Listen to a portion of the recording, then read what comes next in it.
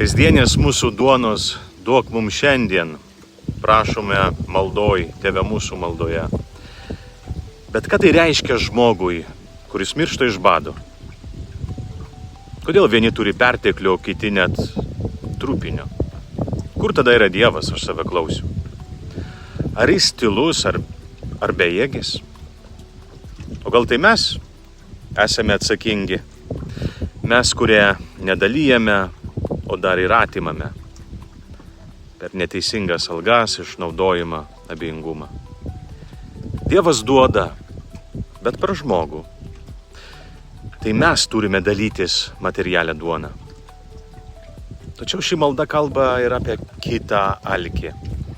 Matot, originalo kalboje ne kasdienė, o graikiškai epiuzijos. Duona, kuri būtina gyventi iš tiesų, ne tik kūnui, bet ir sielai. Šiandien daug kas dvasiškai badauja. Visiems mums trūksta meilės, ramybės, vilties, trūksta prasmingo rytojaus.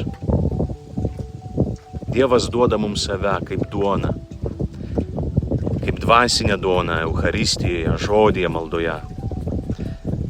Bet ar aš jaučiu tą alkį?